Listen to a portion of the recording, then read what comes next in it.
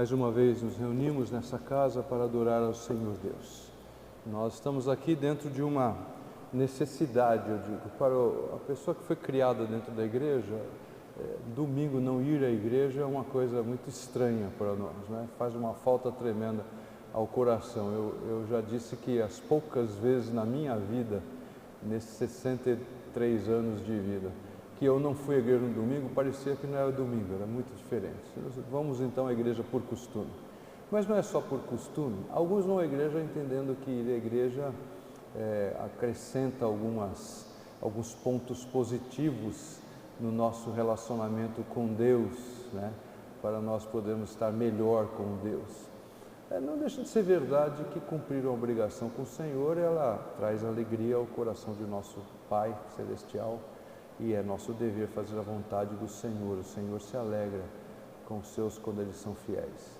Mas nós também não vemos a igreja para conquistar pontos e garantir nossa salvação, uma vez que acreditamos absolutamente que somos salvos somente pela fé na obra perfeita de Jesus Cristo.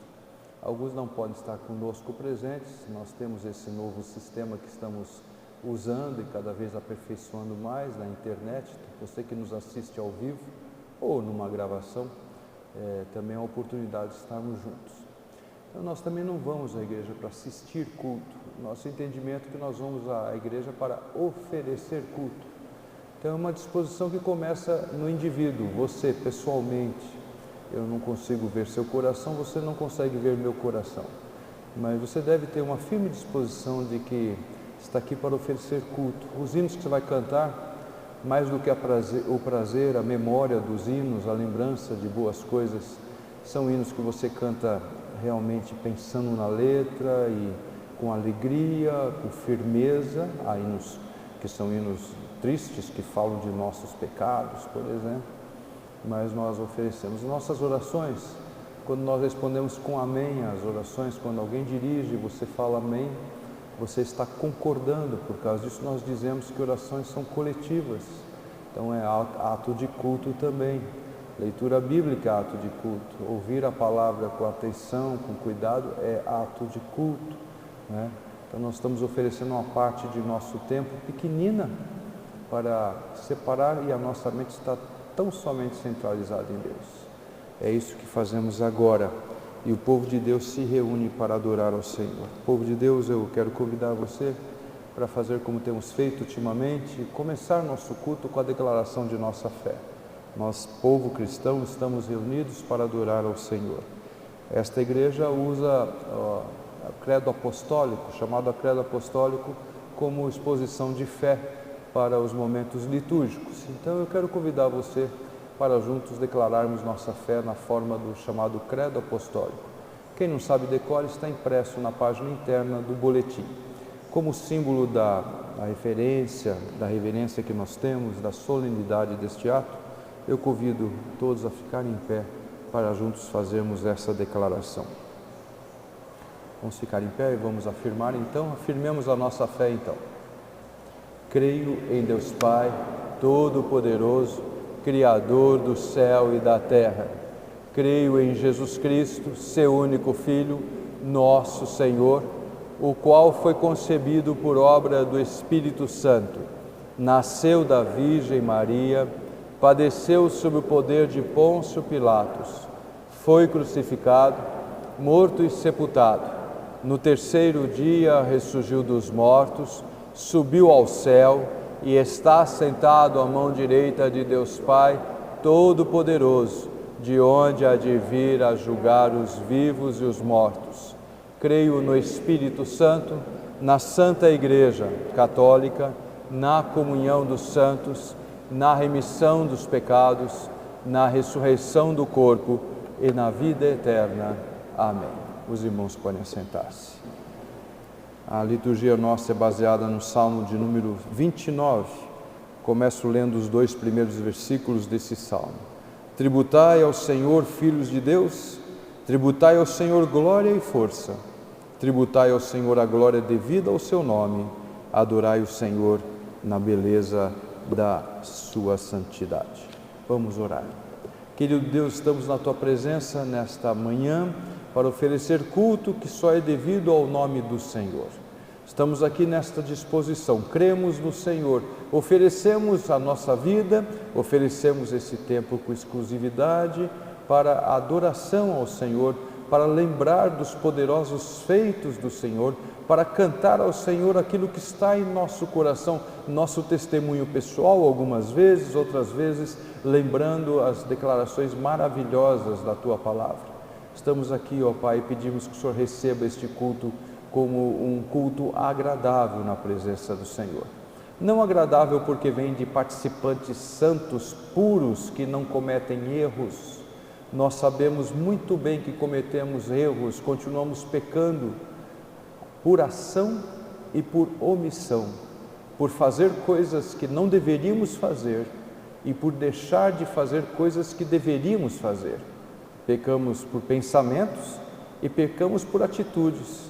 Por tudo isto, ó Pai, nós pedimos o Teu perdão, baseado na misericórdia do Senhor que se renova a cada manhã e baseado na obra de Jesus, esta sim, obra perfeita, santa, completa, que morrendo na cruz pagou nossa conta.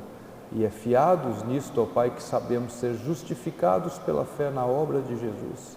E assim pedimos, recebe este culto como um aroma suave na presença do Senhor. É a oração que fazemos em nome de Jesus, Teu Filho amado, o Senhor de nossa vida. Amém. Ainda no Salmo 29, agora os versículos 3 e 4, ouve-se a voz do Senhor sobre as águas, troveja o Deus da glória, o Senhor está sobre as muitas águas, a voz do Senhor é poderosa, a voz do Senhor é cheia de majestade. Vamos cantar ao Senhor o hino que por título é esse, um hino ao Senhor. Está impresso dentro do nosso boletim, o primeiro dos hinos, e nós vamos cantar, que toda a natureza declara a grandeza de Deus, e nós estamos cantando também agora. Um hino ao Senhor, número 6. Quando a Isabela começar a tocar, nós vamos ficar em pé e todos cantaremos juntos. Lembre-se que já de algum tempo, quando tem mais do que 2 estrofes, entre a penúltima e a última estrofe, há um interlúdiozinho que a Isabela sempre faz. Hino 6, um hino ao Senhor.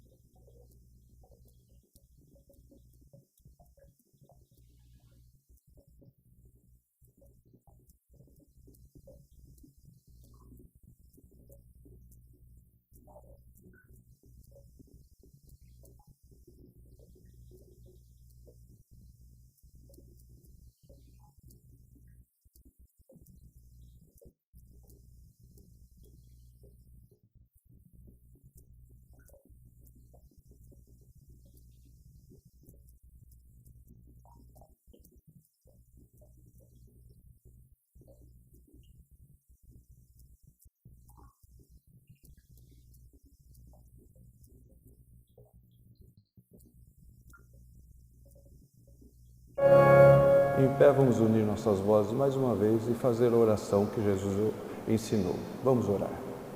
Pai nosso que está nos céus, santificado seja o teu nome. Venha o teu reino, seja feita a tua vontade, assim na terra como no céu. O pão nosso de cada dia nos dá hoje, e perdoa as nossas dívidas, assim como nós perdoamos aos nossos devedores. E não nos deixes cair em tentação, mas livra-nos do mal, pois teu é o reino, o poder e a glória para sempre. Amém. Podemos assentar, irmãos. Nosso hinário, quando tem os hinos, ele tem algumas explicações. Como faz tempo que nós não temos hinário nas mãos, a lembrança a nós. Fragoso ao cantil, paredão de rocha.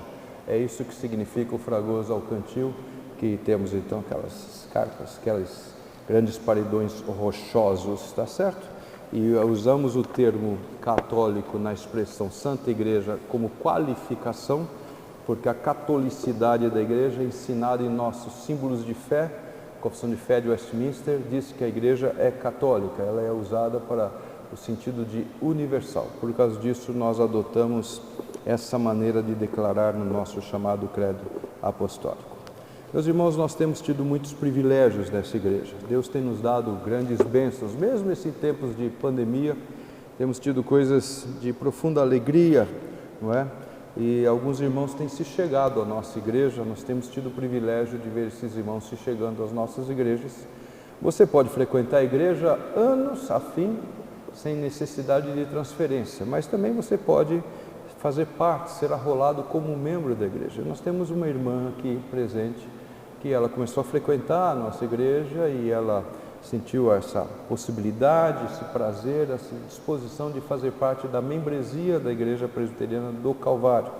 É a Miriam, né, que está aqui com a gente, o Miriam, que está aqui presente com a gente, e eu vou chamar ela à frente agora para uma apresentação. Não é profissão de fé, ela já é professa, mas é um momento de apresentação à igreja como membro da Igreja Presbiteriana do Calvário.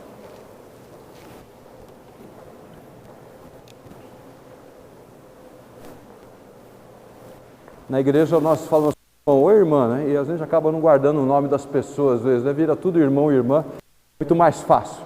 Mas temos mais uma Miriam. O problema nesta igreja é que já é a quarta Miriam, não é problema, é vantagem. Eu espero que venham muitas outras Miriams e Miriams à nossa igreja, né? Então nós estamos aqui com prazer com a Miriam.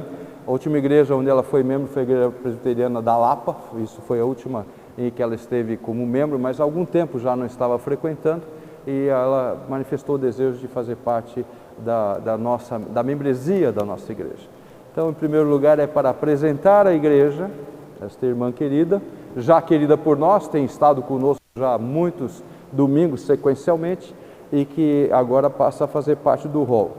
Quando você é membro da igreja, você não precisa ser membro da igreja para ser crente, não precisa ser membro da igreja para ir para o céu.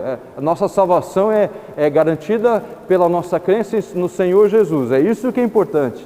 Mas quando você é membro da igreja, você desfruta de direitos e de deveres, não é? Na membresia.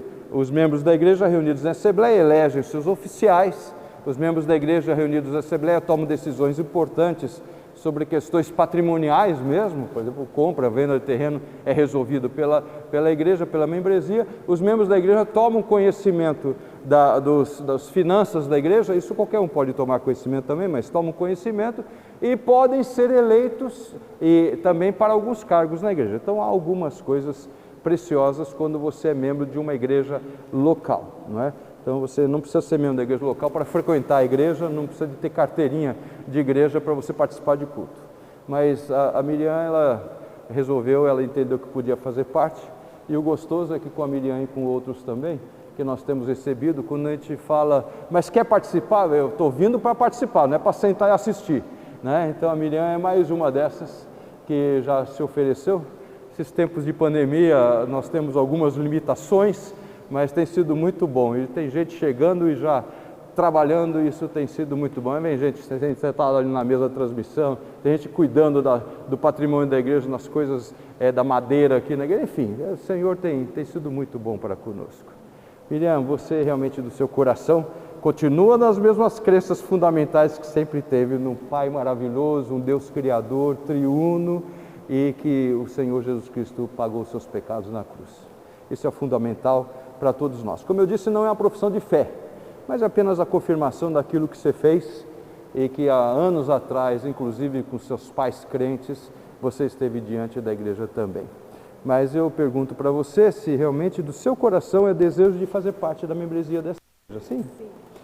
Você promete acatar as decisões do conselho da igreja enquanto o conselho for fiel às Sagradas Escrituras? Promete, sim. A igreja, isso não significa exclusivamente oferta e dízimo, mas de participar, se oferecer, colocar seus 12 talentos ao serviço da igreja Presbiteriana do Calvário.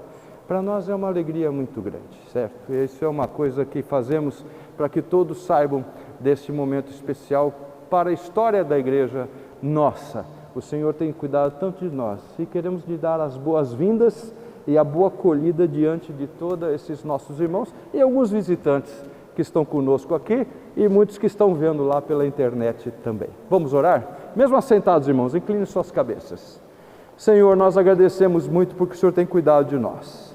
Agradecemos, ó Pai, pelo dom da vida, pelo amor com que o Senhor nos ama e pelo fato, ó Pai, que o Senhor nos traz pessoas a acrescentarem, a fazer parte do rol de membros da igreja, para que a igreja esteja sempre atuante e cada membro da igreja, em justa cooperação, estejam caminhando juntos para o louvor da Tua glória, nos aperfeiçoando mutuamente, servindo ao Senhor acima de qualquer coisa.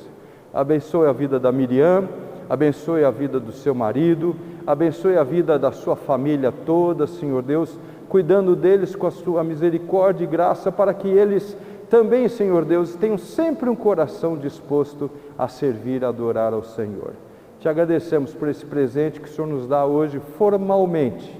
Te louvamos, porque a fidelidade do Senhor se mostra tantas e tantas vezes junto a nós. Nos abençoe e abençoe a vida dessa Tua serva. Em nome de Jesus nós oramos. Amém. Outros tempos te dá um abraço, um beijinho, mas estamos em tempos pandêmicos, então Deus te abençoe. Seja bem-vinda, Miriam. É a Miriam, todos os membros da igreja, então fique sabendo dessa nossa irmã querida também. Pode voltar ao seu lugar.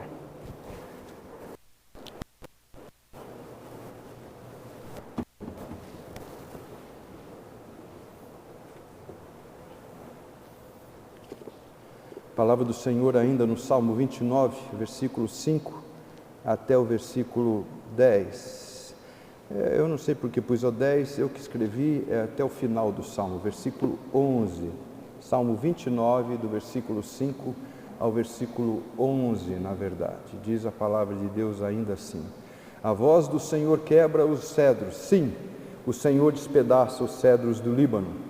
Ele os faz saltar como um bezerro, o Líbano e o Sirion como bois selvagens. A voz do Senhor despede chamas de fogo, a voz do Senhor faz tremer o deserto. O Senhor faz tremer o deserto de Cádiz. A voz do Senhor faz dar cria às corças e desnuda os bosques. E no seu templo tudo diz: glória! O Senhor preside aos dilúvios, como rei, o Senhor presidirá para sempre. O Senhor dá força ao seu povo, o Senhor abençoa com paz ao seu povo. Deus tem cuidado de nós, tem nos dado motivos grandes e nós devemos ter um coração sempre disposto ao louvor da glória de Deus. É o que diz o hino de número 9, desperta já meu coração e louva ao Salvador. Hino de número 9, também impresso no boletim. Você que está aí assistindo pela internet, ele vai ser colocado aí na sua tela. Desperta já meu coração. Ao som do órgão, mais uma vez ficaremos em pé para juntos cantar ao Senhor.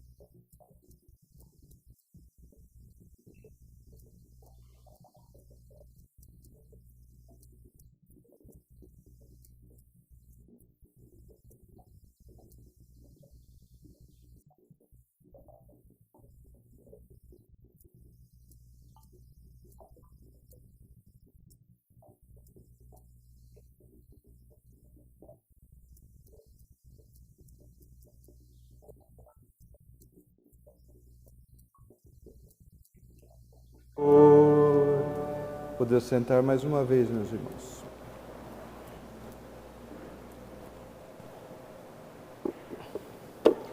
Vamos ao texto que está indicado para a meditação nesta manhã e também nesta tarde, né? Para quem assiste depois, e será o mesmo texto. É o texto que se encontra em Marcos, no capítulo 6, versículo 45 até o versículo 52. Se você não trouxe Bíblia, esse texto pequeno está na capa do boletim. Você pode acompanhar a leitura com a capa do boletim deste primeiro texto. Marcos capítulo 6, versículo 45 até o versículo 52. Diz a palavra de Deus assim: Logo a seguir, compeliu Jesus os seus discípulos a embarcar e passar adiante para o outro lado, a Betsaida, enquanto ele despedia a multidão. E tendo-os despedido, subiu ao monte para orar. Ao cair da tarde, estava o barco no meio do mar e ele sozinho em terra.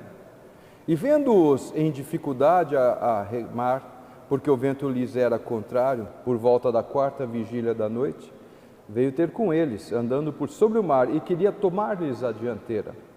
Eles, porém, vendo-o andar sobre o mar, pensaram tratar-se de um fantasma e gritaram, pois todos ficaram aterrados à vista dele. Mas logo lhes falou e disse: Tende bom ânimo, sou eu, não temais.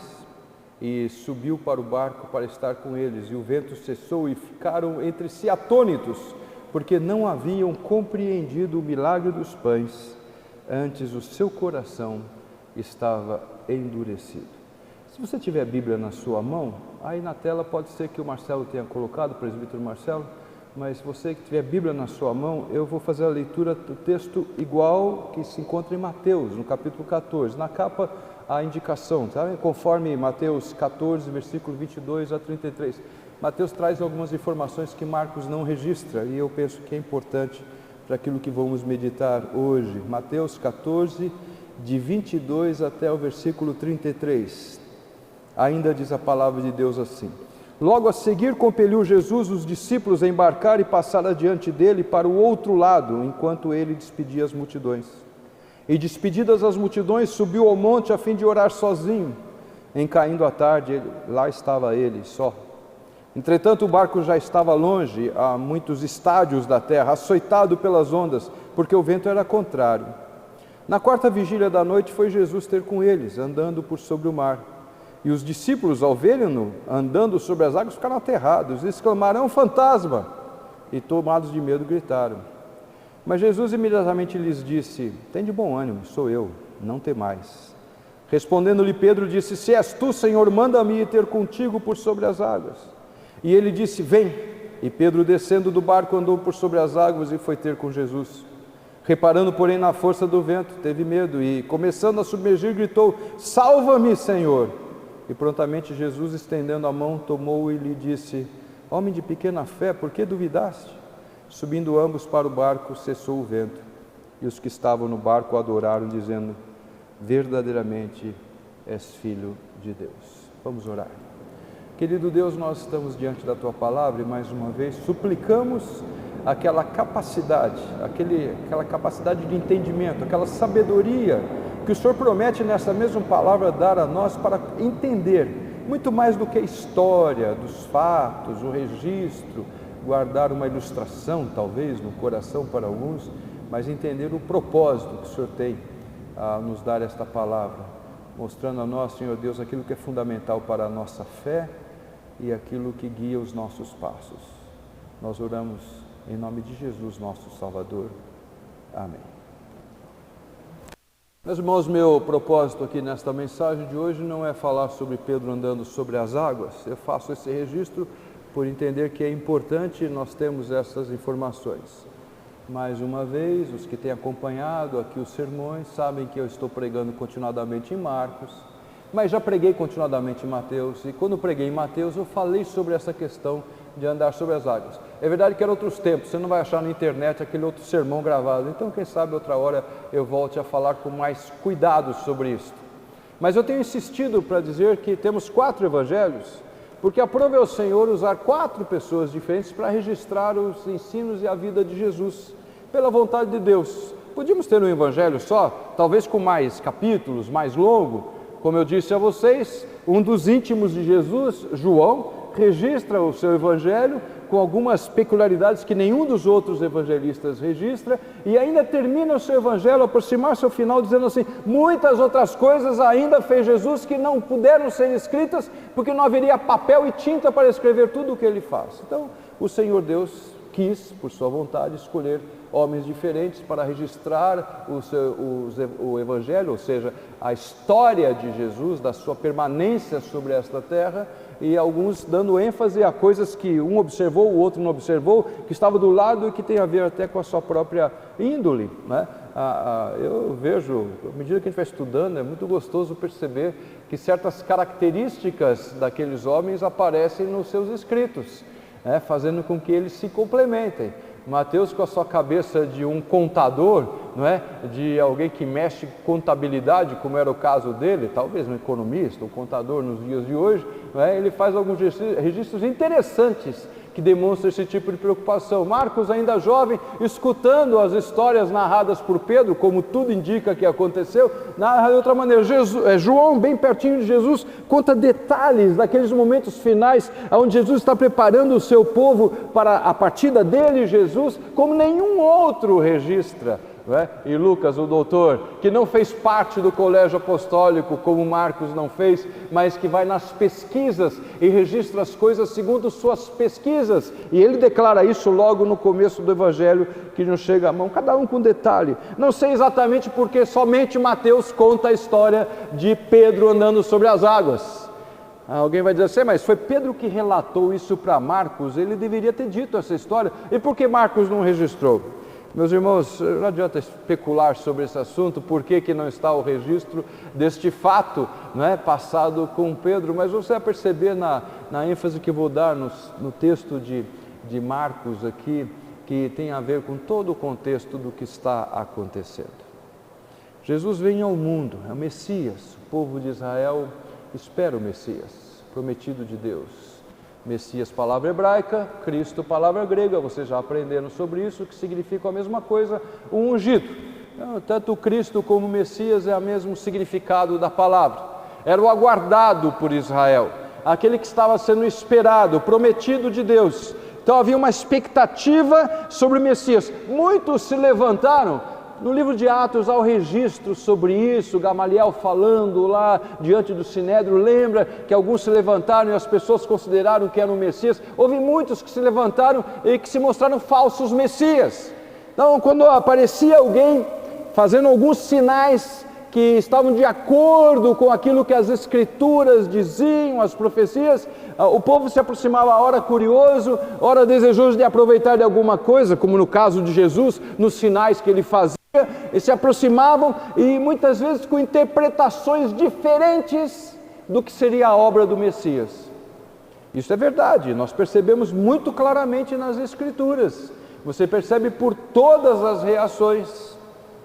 Como Israel estava passando por um período, meus irmãos, de domínio romano, não tinha uma liberdade. O próprio rei Herodes, a família de Herodes, porque Herodes é família, não é primeiro nome, não é? Então, os próprios herodianos, eles não eram a linhagem normal que seria um rei, foi colocado por Roma. Eles estavam dominando ali, mas além disso havia um governador lá da sede, né? Um governador que era nomeado diretamente por Roma. Pilatos era esse homem na morte do Senhor Jesus, então havia um poder paralelo. Além disso havia um sinédrio, um grupo onde Roma, com alguma sabedoria para manter mais o controle, permitiu que os líderes religiosos continuassem a ter um certo domínio naquela região, embora lá houvessem também templos romanos em Israel, coisas que eram completamente contrárias à religião judaica. Você escuta falar sobre isso em diversos lugares, mas ele permitiu que a religião judaica continuasse sendo praticada. O templo estava aberto lá em Jerusalém ainda, os rituais eram cumpridos lá em Jerusalém por permissão de Roma, até de maneira de controlar as revoltas dos povos em todos os lugares. E para o judeu isso era um absurdo, eles estarem debaixo do domínio romano e pagar impostos para os romanos e terem os romanos em suas ruas, o exército romano para todo lado. Isso para eles era uma afronta. Para o judeu, de uma maneira geral, a ideia do Messias era a ideia de alguém que iria trazer uma libertação do domínio político. Até hoje misturar religião com política é um problema seríssimo. A nossa confissão de fé, ela determina que a igreja não deve se imiscuir nas questões de Estado e espera que o Estado não se intrometa nos assuntos da igreja. Nossa confissão de fé, assim, embora nem todos os pastores que digam usar a mesma confissão como símbolo de fé façam isso, mas é o que diz nossa confissão de fé, não é? Mas havia uma mistura das coisas e havia a ideia de que o Messias vinha para libertar o povo do jugo estrangeiro. Mais ainda, a lembrança dos tempos de Davi e de Salomão, da glória do reino de Israel, eram muito fortes. Havia a ideia que não apenas o Messias viria para libertar, mas novamente colocar Israel numa posição de destaque, de domínio sobre todas as nações ao redor, quem sabe sobre todo o mundo. Então aparece Jesus, ele começa a fazer os sinais, ele começa a fazer os milagres que Deus lhe dá a fazer, e ele começa a operar, mostrando seu domínio em diversas áreas da existência, da criação. Ele tem domínio sobre a matéria. Nós meditamos domingo passado, esses domingos temos falado sobre a questão da multiplicação dos pães. Ele tem domínio sobre a matéria também, matéria também, mas sobre todos os elementos, quando ele faz parar a tempestade no mar, numa outra tempestade que os discípulos estavam enfrentando enquanto atravessando o mar. Naquela ocasião, Jesus estava dentro do barco. Ele mostra que ele tem poder sobre pessoas falecidas, ressuscita a filha de Jairo, no registro bíblico, pode ter acontecido muitas outras coisas. Pessoas que vinham e lhe tocavam e eram curados, como aquela mulher Cirofilícia, que toca em suas vestes e estanca uma hemorragia de anos que ela tinha, e estancado quando toca. Jesus mostra um poder enorme. Então começa a vir as conversas. Ele deve ser alguém que veio, ou um Messias. Chega na mente do rei Herodes. Nós lembramos aqui a meditação naquele trecho onde Herodes fala: não, foi João Batista que ressuscitou, porque eu mandei matar João Batista. A cabeça dele, com a sua consciência pesada, acreditava nisso. Outros achavam que ali era o cumprimento da profecia do Elias, em Jesus, não em João, mas em Elias. Havia uma confusão. O que está acontecendo? O que está acontecendo no norte? Porque tudo isso que se passa, que nós estamos narrando, acontece no norte de Israel, na região da Galileia, naquela região que o profeta Isaías diz, local de obscuridade, desprezado, e a luz brilhou naquele lugar. Isaías no capítulo 9.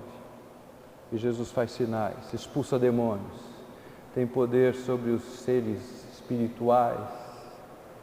Os homens estão atrás, é o Messias. Os seus discípulos aparentemente não têm mais dúvida de que ele é o Messias, continuam seguindo a Jesus, mas ainda não há o entendimento de qual é a obra do Messias prometida, ainda há confusão na mente. Isso é demonstrado em diversos momentos. Lembram, meus irmãos, o Senhor Jesus estava pregando, estava cansado, os seus discípulos estavam cansados. Ele chama os discípulos e fala: vamos para o outro lado do mar para a gente poder descansar um pouco. Encontramos isso no começo do capítulo 6. E ele vai com seus discípulos para descansar. Chega lá, já tem multidão lá esperando Jesus. A região estava toda alvoroçada, já tinha muita gente.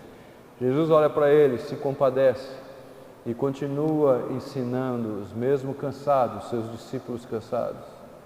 A multidão está o dia inteiro lá junto com Jesus. Não é uma região onde há quiosques de venda de comida, nem essas pessoas que vendem garrafinhas de água para nós nos sinais em dia de congestionamento, não é?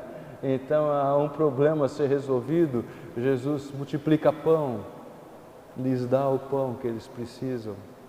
Aqueles homens são satisfeitos, aqueles milhares de homens, mulheres e crianças são satisfeitos.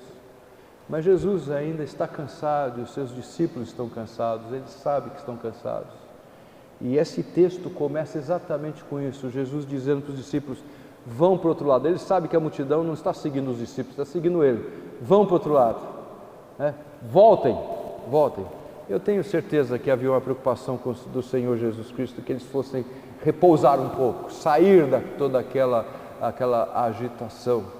E Jesus despede as multidões, pede que eles vão embora. Ele precisa ficar sozinho, ele despede as multidões. Os discípulos saem, ele despede as multidões, e Jesus faz aquilo que para ele é de uma preciosidade imensa. Jesus sobe ao monte para orar. E o texto é tão rico, meus irmãos, tem tanta coisa para falar nesse texto aqui. Vocês viram que só de introdução eu já falei um sermão inteiro, não é? Mas há tanta coisa bonita neste sermão. Eu creio que já aqui é um exemplo maravilhoso. Claro, já dei o exemplo de Jesus preocupado com seus discípulos, dispensando-os para que eles pudessem ir e descansar, não é? Nós já vimos que Jesus aqui já atendeu a necessidade da população, e a maneira de Jesus descansar qual é? É em comunhão com o Pai. Eu já creio que você devia tirar uma lição poderosa desse texto. Nos seus momentos de mais canseira, nos seus momentos de mais esgotamento mental e físico, pense que dormir não é a única solução.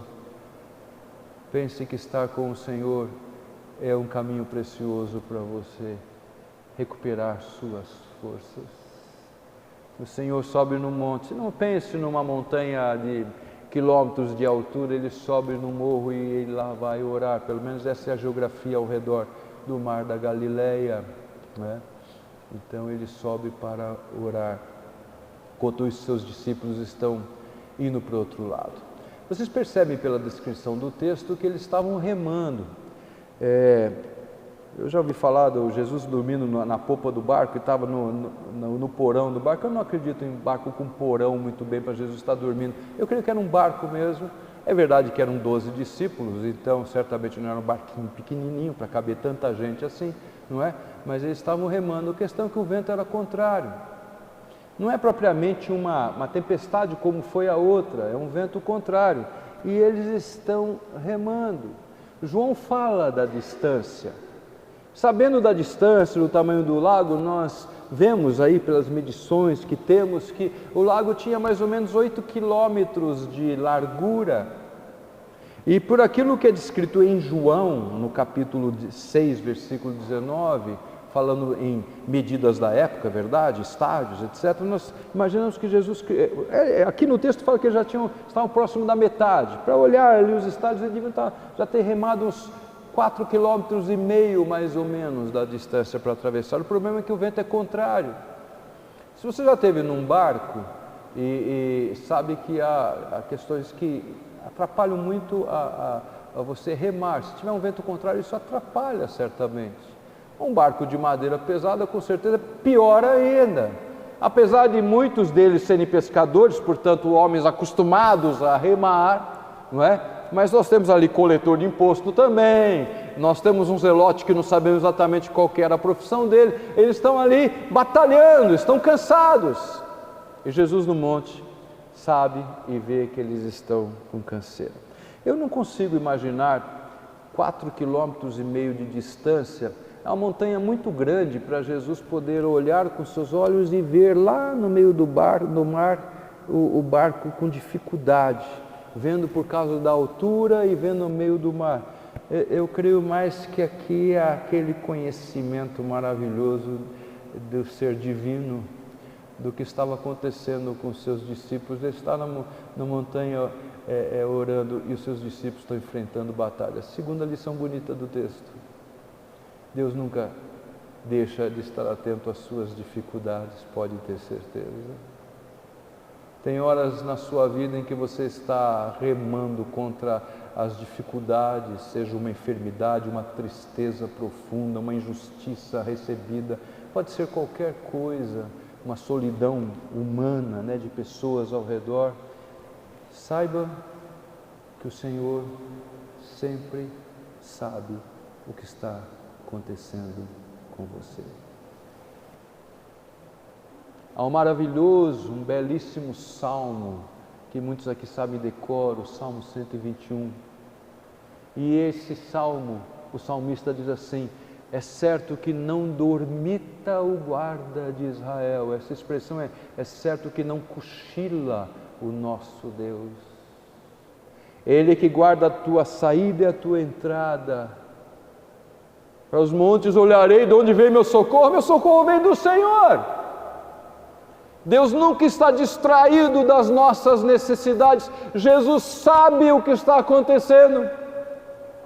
Jesus sabe o que está, a dificuldade que os discípulos estão passando, e Ele vai contra os seus discípulos. Claro, meus irmãos, Ele não tem barco. Claro, meus irmãos, não há uma ponte.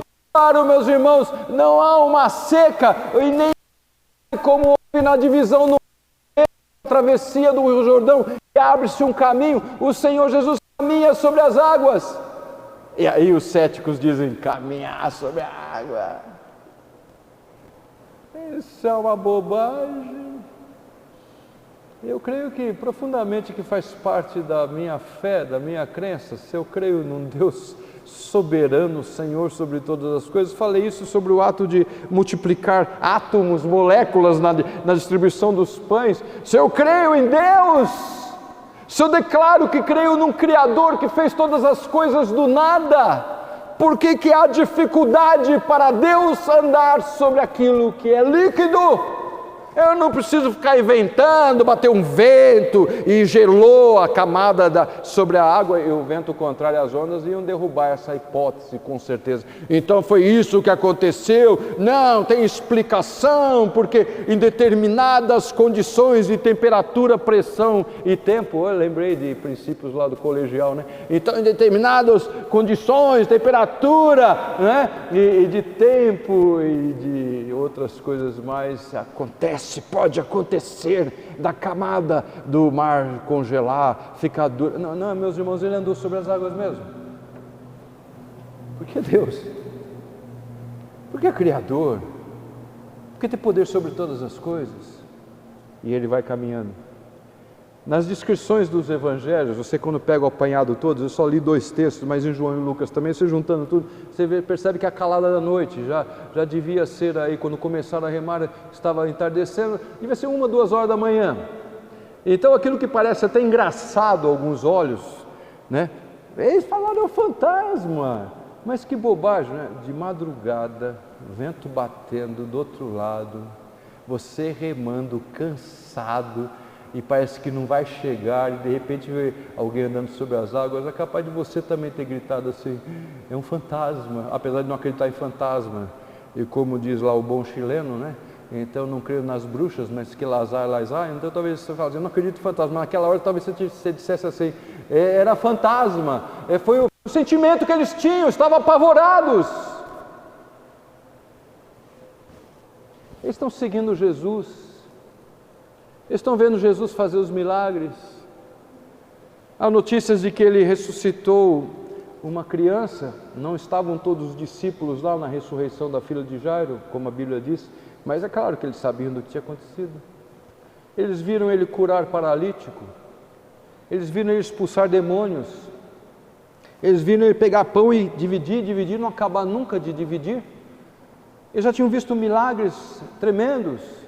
Eles já sabiam que eles estavam seguindo, mas ainda não conseguiam compreender tudo aquilo. Ainda há um susto tremendo, um fantasma, só não sei é essa.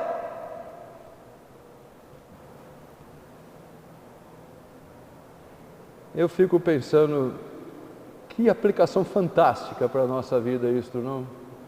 Quantos momentos assustados que nós estamos, cansados, extenuados, ao ponto do derrotismo nos alcançar de maneira completa. O Senhor começa a operar na nossa vida e a gente fica mais apavorado ainda, em vez de agradecido e reconhecendo que é uma ação de Deus. Jesus caminha. Os textos trazem uma informação muito interessante. Os textos falam que Ele queria tomar-lhes a dianteira. Veja no final do versículo 48, e queria tomar-lhes a dianteira. Mateus também fala sobre isso, João também. Então, parece que Jesus está andando, E aí eu comecei a ler diversos comentadores, eles ficam procurando entender o que aconteceu. E na verdade eu acredito que ninguém dá para entender muito bem o que aconteceu. Alguns dizem que Jesus estava passando esperando um convite do pessoal do barco para entrar. Claro, se eles pensavam que era um fantasma, se ele fosse para cima do barco, aí ia ter gente pulando para dentro da água. Você imagina uma situação de caos, não é? Mas talvez minha maneira de entender não é doutrina, porque não está claramente explicitado nas Escrituras. Jesus estivesse demonstrando para eles: a situação está sob controle, vou chegar primeiro, ou qualquer coisa parecida. Calma, eu estou aqui. Jesus não fez menção de entrar num barco no começo, ele fez menção de vou passar, vou à frente. Não consegue entender tudo isso. Aí é o registro de Pedro. Pedro fala: é o Senhor mesmo? Porque Jesus Cristo usa uma palavra, uma expressão grega muito interessante, ego eimi, é a tradução do eu sou, que ele usa várias vezes no Evangelho, para dizer: eu sou a luz do mundo, eu sou a porta das ovelhas, eu sou o bom pastor, eu sou a água, eu sou o pão do céu, né? E que reflete a afirmação lá, quando Moisés pergunta para Deus assim: quem que eu vou dizer para o faraó que me mandou? E Deus diz a Moisés assim: diga que eu sou te mandou. Ego eimi. É interessante, fala: sou eu. Só isso que ele fala. Ego eimi. Sou eu. Pedro fala: se é o Senhor mesmo, eu quero andar também. E a Bíblia diz que ele sai e começa a caminhar. Mas daí o barulho, as ondas, ele começa a apavorar e começa a afundar e diz: Senhor, salva-me. Por que eu estou introduzindo isso aqui no texto de Marcos? Porque é registro bíblico, é verdade, e porque tem a ver com todo o contexto. Os homens acompanham Jesus, creem em Jesus, seguem Jesus, são seus discípulos, estão preocupados com Jesus, protegem Jesus ao ponto de, numa outra ocasião, impedir as crianças de chegar perto dele, cuidam de Jesus, estão preocupados com Jesus em todos os aspectos, mas não compreendem verdadeiramente quem Ele é, como você e eu. Quando as tempestades e as dificuldades, a dor física, algumas vezes física mesmo, ou a dor emocional, é tão grande que você esquece em quem você confia de verdade, como os discípulos. Não é diferente. Por que a Bíblia fala que Davi adulterou e depois assassinou? Por que a Bíblia fala que Abraão mentiu? Homens chamados de homens que andavam com Deus, amigos de Deus, por que fala? Por que diz que Noé fez o que fez, sua bebedeira? Por que a Bíblia narra os pecados dos homens? Pedro, mesmo depois de Jesus ressurreto e como líder da igreja, age de maneira repreensível e Paulo tem que chamar a atenção dele. Por que a Bíblia descreve as falhas das mulheres e dos homens? Porque somos nós, meus irmãos. A Bíblia está falando de pessoas como você e eu. E no momento de maior fraqueza de nossa vida, é bom nós olharmos a Bíblia e ver o que o Senhor fez em pessoas imperfeitas como você e eu, para nos animar, para nós termos forças, para nós não perdermos a esperança nesse Deus maravilhoso que a Bíblia conta. Porque o nosso coração, meus irmãos, tem uma dificuldade tremenda. E quando eu fui colocar o título do sermão com tanta coisa, fiquei pensando o que eu vou escrever, e eu quis tirar da última expressão do texto. A última expressão aqui em Marcos, no versículo 52, diz assim: o seu coração estava endurecido. Nosso coração está endurecido sempre, meus irmãos. O pecado ainda faz estrago em nós. Mesmo que sejamos convertidos, o pecado faz estrago em nós. Antes de nós, o pecado fez um estrago tão grande que só por milagre nós podemos crer no Senhor. É isto que o apóstolo Paulo fala na carta aos Efésios, capítulo 1, versículo 1, quando diz: Ele vos deu vida, estando vós mortos vossos delitos e pecados,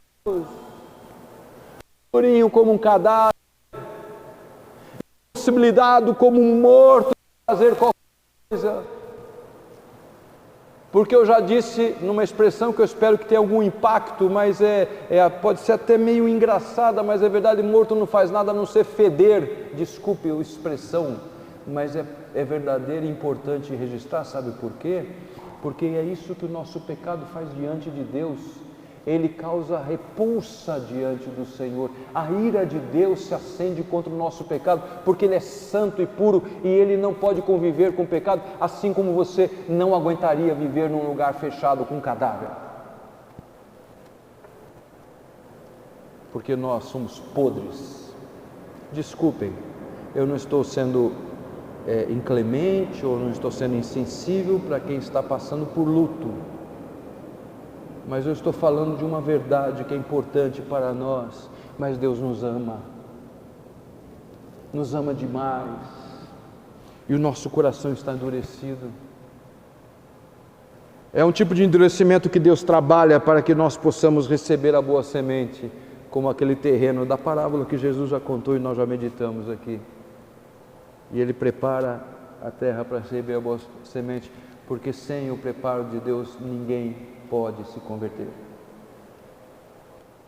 Se você crê no Senhor, você já tem um motivo de gratidão imenso, enorme, porque isso é prova da graça de Deus na sua vida, que te convenceu, te dando vida quando você estava morto no seu delito e pecado. Mas ainda há o pecado que está em nós. Paulo fala sobre isso na carta aos Romanos capítulo 7, ainda uma batalha dentro de mim, constante, porque muitas vezes o meu coração é endurecido pelo pecado, pela cobiça, pelo medo, pela fragilidade. O meu pecado age de tal maneira na minha vida, que ainda que eu veja o Senhor andando sobre a água, ainda que eu tenha experiências de milagres maravilhosos feitos na minha vida, ainda assim eu tenho medo. Ainda que eu saiba das promessas de Deus, ainda assim eu receio. Coração endurecido precisa da misericórdia de Deus. Nós vamos pedir ao Senhor constantemente: Senhor, aumenta a nossa fé, como os discípulos uma vez pediram. Nós precisamos constantemente dizendo ao Senhor: tem misericórdia, porque somos pecadores, estamos perdidos. Senhor, cuida de nós, me ajude, não tenho forças. É uma oração envergonhada, mas uma oração verdadeira e comum à humanidade. Lembra uma vez Jesus diz assim, já está registrado, já passamos por isso, mas eu vou dizer aqui: eu não vim para os sãos, eu vim para os enfermos. O texto que eu amo usar na liturgia, Isaías 66, o homem para quem olharei é este, o abatido de espírito, que treme da minha palavra. Temos vergonha de nosso pecado, mas não vergonha de chegar ao Senhor e dizer assim: Senhor, eu sou pecador, preciso da Tua ajuda, sem o Senhor eu não consigo fazer nada. Porque ainda que Ele esteja sempre com você, o seu coração ainda está contaminado pelo pecado. Não debaixo da punição do pecado, estamos salvos, eu já tenho paz com Deus, mas eu ainda trago em mim todas estas coisas que batalham no meu viver constantemente, onde eu não consigo ter uma vida preciosa com o Senhor como deveria ser. Essa é a diferença de algumas pessoas que têm uma piedade que nós admiramos tanto. Não é porque eles têm mais fé, uma potência de fé, uma quantidade aí que se mede num aparelhinho, mas é porque tem mais comunhão com o Senhor e eles enfrentam melhor os momentos difíceis. Homens e mulheres que mostram sua vida diante de Deus de uma maneira maravilhosa. Já citei no passado, vou citar de novo um livro antigo, do século XVIII, se eu não me engano, James Fox, chama Os Mártires. Ele escreve sobre os mártires. Eu tenho esse livro em algum lugar na minha biblioteca. Se algum seminarista não pegou emprestado, eu tenho em algum lugar na minha biblioteca Os Mártires. É muito interessantes. Mulheres e homens de vida piedosa diante do Senhor Deus. Deus nos ama e nos convida para Ele. Eu gostaria que você tivesse um coração, lembrando, você sabe do poder, você também crê que Ele é o Messias, você também possivelmente já viu algumas coisas acontecendo na sua vida ou próximo de você, mas saiba que Ele é o Filho de Deus, é o que está escrito no texto em Mateus, esse é verdadeiramente Filho de Deus. Mais uma vez eles declaram, e ficaram atônitos, estão espantados. Quem não devia estar espantado? Se eu vi alguém partindo um pão e esse pão se multiplicando, eu não devia estar espantado dele andar sobre a água. Se é possível fazer isso, porque não é possível fazer aquilo, não tinha que ter espanto nenhum, não é? Mas estamos espantados com tanta coisa, tanta misericórdia de Deus, como nós precisamos melhorar nossa vida diante do Senhor. Há uma passagem maravilhosa nas Escrituras, no Evangelho, onde Jesus ele diz assim: vinde a mim, vós que estáis cansados e sobrecarregados, eu vos aliviarei. E nós ouvimos esse convite constantemente. Talvez você já tenha abraçado, você já tenha aceitado, já tenha ido a Jesus, talvez não ainda. Mas eu gostaria que você escutasse essa mensagem do Senhor no seu coração e se colocasse nas mãos dele. Já escutou? Já resolveu? Então peça ao Senhor força para realmente se descansar no braço dele. Nós temos lá em casa uma cachorra. É cachorra querida nossa. Todo cachorro é querido dos donos. Eu sei, gato também, peixinho e tal, mas a nossa tem uma cachorra e ela está doente. E tem hora que a gente pega ela no colo. É grandona, pesadona, mas a gente pega ela no colo. Está doentinha, coitadinha, fez cirurgia, a gente está lá todo cheio de dedos para cuidar da nossa cachorrinha, né? Tratando com cuidado dela. Mas tem hora que não fica quieto, né? Quer descer do colo. Então, às vezes a gente também está diante de Deus, Deus pega a gente. E daqui a pouco a gente está se mexendo e querendo cair fora, né? E não percebe que o melhor lugar para estar é nas mãos do Senhor. Há um hino no nosso cenário que a gente canta pouco. A Isabela estava lembrando que nós cantamos pouco. Ela vai tocar o hino inteiro, mas é o último hino que está narrado aí, é o Testemunho do Crente, 112.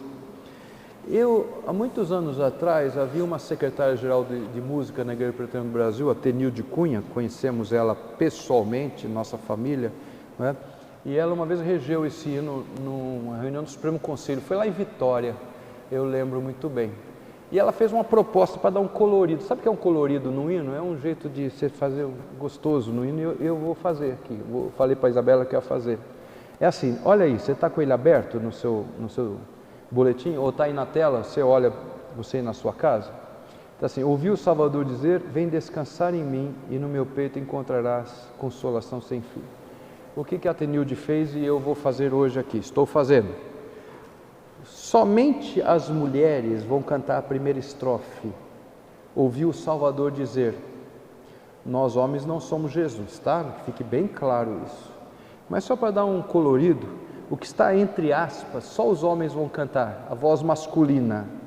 Então as mulheres vão dizer, ouvi o Salvador dizer, e aí os homens vão cantar esta parte, vem descansar em mim e no meu peito encontrarás consolação sem fim. Segunda estrofe, as mulheres vão dizer, ouvi o Salvador dizer, vão cantar, e os homens vão cantar o que está entre aspas, de graça eu sempre dou, as águas vivas vêm beber, da vida a fonte eu sou. Na terceira estrofe, as mulheres vão cantar, ouvi o Salvador dizer, e os homens vão então dizer o que está entre aspas, do mundo eu sou a luz, ó vem a mim, que qual farol te guio desde a cruz. E como de nenhum de nós é Jesus, a resposta, vim a Jesus, trazendo-lhe meu triste coração, todos o vim a Jesus, cantamos todos juntos, tá certo? É só o comecinho que a gente vai dividir ali, que está fora da aspa as mulheres, eu vou cantar com as mulheres, porque eu estou dirigindo, então eu vou cantar junto com as mulheres essa primeira frase, e vou cantar com os homens também a segunda parte, depois cantaremos todos juntos. Vamos tentar, não é? Com reverência, com cuidado, mas dando esse colorido ao hino. Então a Isabela vai tocar o hino inteiro, mas nós vamos ficar em pé assim que ela começar a tocar e vamos fazer desta maneira. As mulheres a primeira frase, os homens tudo que está entre aspas e todos juntos cantar o resto da estrofe.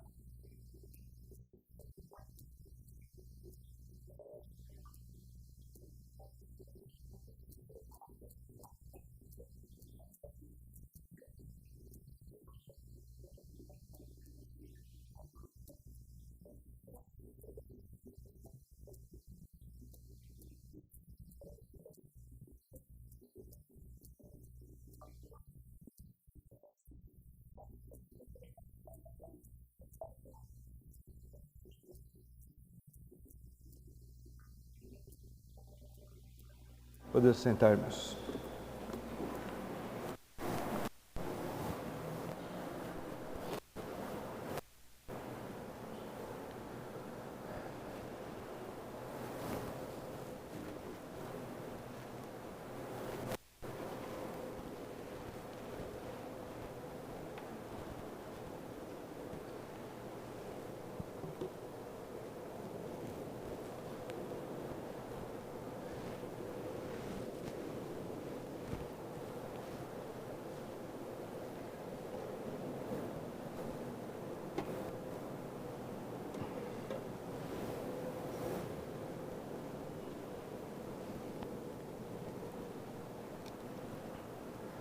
A ceia do Senhor é algo importante para nós, para a igreja. Nós atendemos uma ordem do Senhor Jesus de celebrarmos em memória dele. Fazemos isso lembrando quem é Jesus e com o coração voltado para o Senhor de nossa fé.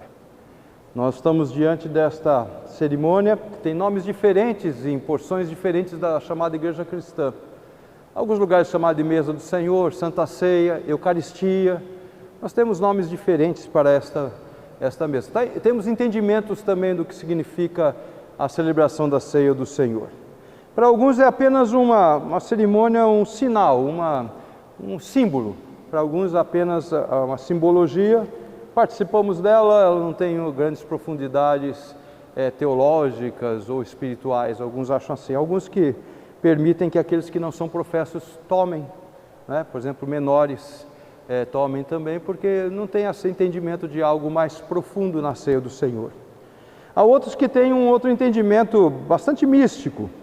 O Senhor Jesus está no elemento, o Senhor Jesus Cristo está aqui no meio do elemento, ele faz parte das moléculas desse elemento. Ou, como ainda uma outra parte da igreja acredita, ao orar e consagrar, os elementos se transformam no próprio Jesus.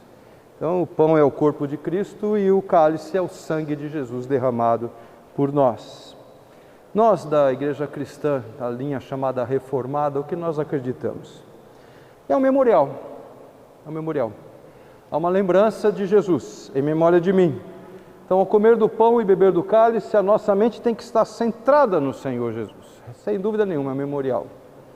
Nós não acreditamos que o pão e os cálices se transformam materialmente no corpo e no sangue de Jesus. Não é nossa fé isto.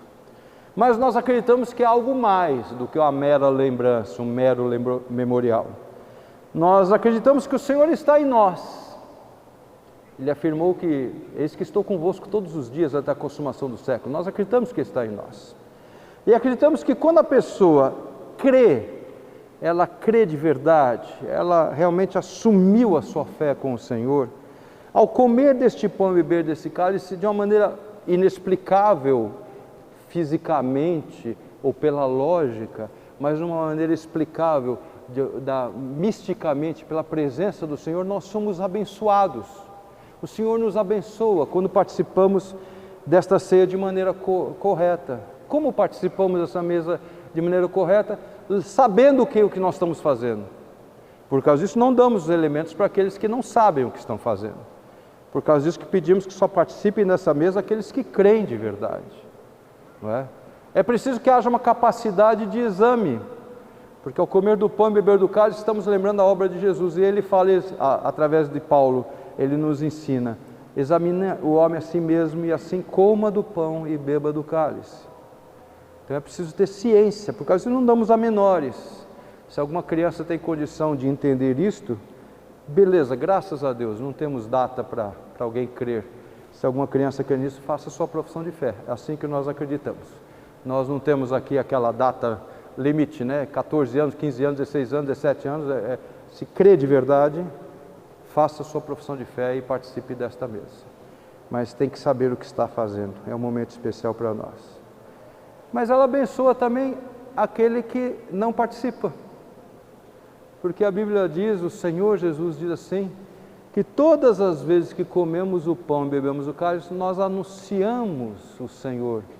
Então, se você não vai participar porque ainda não crê, você está sendo abençoado, porque mais uma vez o Evangelho está sendo pregado a você. Veja desta maneira. Não é uma maneira mística, mas é mais uma maneira do Senhor estar falando a você. que cada vez que nós participamos da ceia, nós estamos declarando quem é Jesus. Mais uma vez Jesus está sendo pregado, e isso é uma bênção para cada um de nós. E é o que nós vamos fazer agora, comer do pão e beber do cálice, lembrando da obra maravilhosa do Messias, do ungido de Deus, do Todo-Poderoso Senhor entre nós. Vamos orar agradecendo por este momento.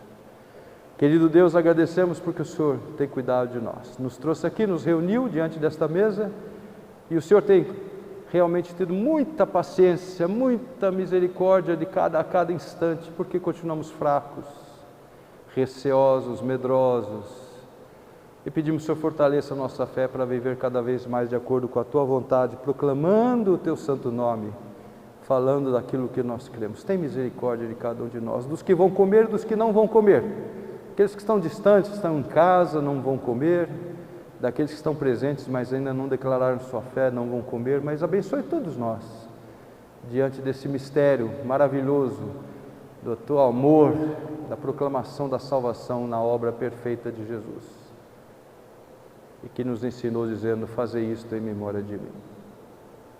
Em nome dele que nós oramos. Amém.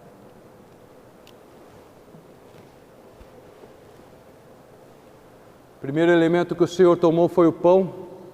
Ele partiu o pão e deu aos seus discípulos, dizendo: tomai, comei, este é meu corpo que é dado por vós. Ao comer do pão, nós lembramos não apenas a declaração bíblica de que ele é o pão da vida, o elemento fundamental para nós, mas lembramos, na solidez do pão, da verdadeira encarnação do Verbo de Deus. Ele esteve entre nós na história, não é historinha, não foi um anjo, não foi um ser espiritual, ele esteve conosco. Quando comemos do pão, lembramos da encarnação. A única maneira da humanidade ser salva é com o pagamento do preço do pecado, e somente um homem poderia pagar o preço do homem, do pecado do homem, e foi necessário que o Senhor se esvaziasse a si mesmo, assumisse a forma de servo e fosse obediente até a morte, e morte de cruz, como nos instrui Paulo na carta aos Filipenses capítulo 2. Ao comer do pão, lembremos, portanto, do Senhor, da sua misericórdia, e lembremos que Ele esteve realmente entre nós. Como ministro de Deus e ministrando em nome do Senhor, eu convido todos os irmãos membros desta igreja, ou membros de qualquer igreja irmã. Uma igreja irmã não precisa necessariamente ser uma igreja presbiteriana, tem que ser uma igreja irmã na fé, que crê nos mesmos fundamentos. Quais são os fundamentos? Há um só Deus, que subsiste em três pessoas, o Pai, o Filho e o Espírito Santo. Há um só Salvador, um só mediador entre Deus e os homens, Jesus, nosso Salvador, o único Redentor. E há uma só palavra do Senhor, eficiente para nós, as Sagradas Escrituras. Se a sua igreja declara esses fundamentos, se você já declarou sua fé, é convidado a participar dessa mesa, que não é mesa presbiteriana, é mesa do Senhor. Fazer isto sempre em memória de mim.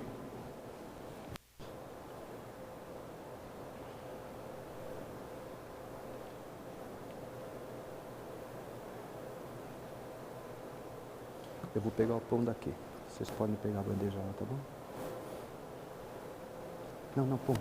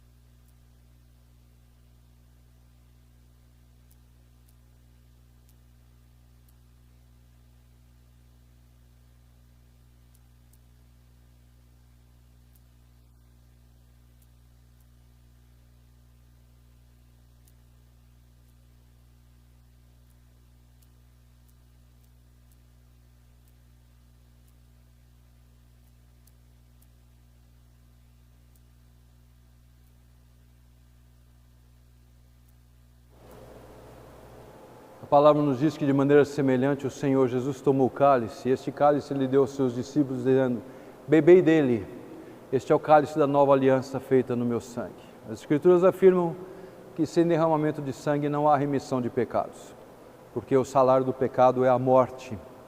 Então, essa é a maneira de dizer que é o único preço que pode pagar. Ofertas materiais não pagam pecado, tempo de igreja não paga pecado, saber a Bíblia de cor não paga pecado.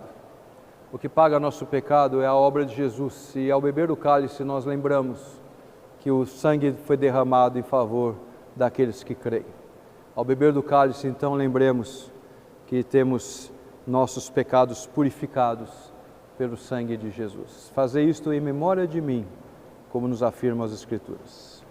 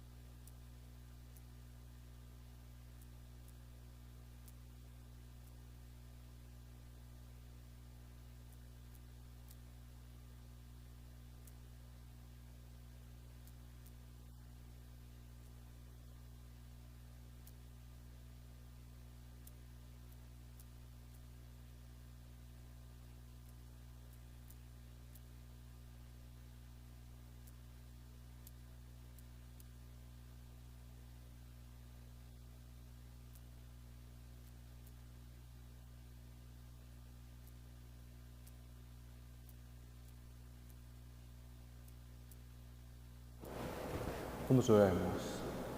Senhor, nós rendemos graças pelo Teu amor, agradecemos por esse momento de culto que o Senhor nos deu, pelos irmãos que estão aqui reunidos, pelos irmãos que estão participando também, Senhor Deus, através da internet. Agradecemos porque podemos Te adorar, porque o Senhor tem se revelado a nós. Mais uma vez pedimos misericórdia, força, nos ajude, Senhor Deus, a viver sempre de acordo com a Tua vontade, brilhando no mundo onde nós estamos. Nós vamos sair deste lugar, nós vamos sair até mesmo diante da tela, ó Pai, aqueles que estão participando, mas nós não vamos sair da Tua presença. Ajuda-nos a lembrar que o Senhor está sempre conosco, sabendo de nossas dificuldades, nos acompanhando e nos firmando na caminhada até aquele dia maravilhoso que havemos de nos encontrar com o Senhor. Cuida de nós, ó Pai. Nós oramos agradecidos em nome de Jesus, Teu Filho amado, o Senhor de nossa vida, Jesus. Amém. Que a graça do Senhor Jesus, o amor do Pai e a misericórdia, o consolo do Santo Espírito estejam convosco e sobre todos aqueles que amam a Jesus, hoje e para todo sempre. Amém.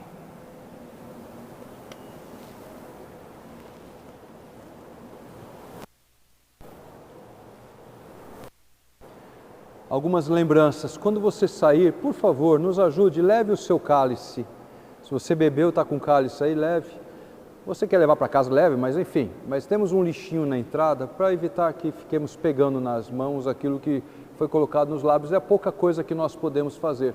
Assim como o boletim que você usou. Temos mais boletins aí para o culto à noite, serão colocados num lugar vazio. Se você manuseou um boletim, leve também. Não quer levar para casa? Nós temos também um lixo ali na entrada. Quer levar para casa, leve. Quer guardar, quer dar para alguém, não tem problema. Mas não deixe aí no banco aquilo que você manuseou. É o que nós estamos procurando fazer dentro das nossas possibilidades. Hoje às 18h30, culto mais uma vez. Creio que está tudo em ordem. Nós estávamos no começo tomando um susto aí com a internet outra vez. Mas o culto está gravado e esse culto da manhã vai ser colocado às 18h30, estará disponibilizado no nosso canal do YouTube, se você quiser ver este e outros cultos, outras mensagens também. Amanhã às 6 horas da manhã temos uma reunião de oração. Estamos fazendo uma reunião de oração na internet, para começar a semana chamada, o pessoal fala que é a semana útil, né? Domingo não é inútil, mas enfim, mas a semana útil, às 6 horas da manhã temos uma reunião de oração. Essa reunião de oração é diferente das outras que fazemos, porque eu coloco um texto para você ler, estamos lendo um texto da Palavra do Senhor e vamos acompanhar, se Deus quiser, vamos estudar aquela carta que eu coloquei lá, você vai estar acompanhando, não é? E você abre sua Bíblia, vai às 6 horas da manhã com sua Bíblia, você vai ler sua Bíblia durante 15 minutos, você vai fazer suas orações. Estou incentivando você a ter um momento devocional.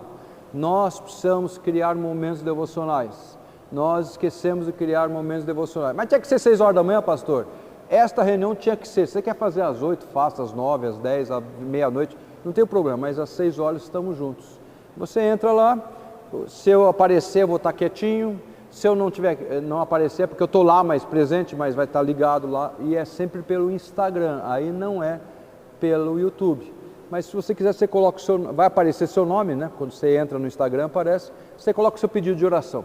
O mais objetivo possível, um nome, o motivo à frente também. E depois de 15 minutos eu apareço, eu converso com vocês, falo alguma coisa daquele texto que nós lemos e vou orar por aqueles pedidos que aparecerem na tela. Esse às 6 horas da manhã. De segunda a sábado, 17 horas, temos um momento de oração.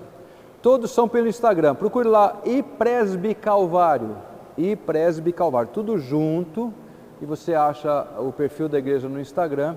Alguns têm o meu pessoal, eu também transmito pelo pessoal, aí quem está lá pode continuar usando, mas procura iPresby Calvário no Instagram e participe conosco destas reuniões de oração. Hoje é dia do Senhor, é dia de descanso do corpo e edificação da alma, não esqueça disso. Aproveite para fazer um grande momento de devoção diante de Deus. Deus abençoe a todos, aqueles que voltarão por algum motivo até às 18h30, quando celebraremos a ceia do Senhor mais uma vez.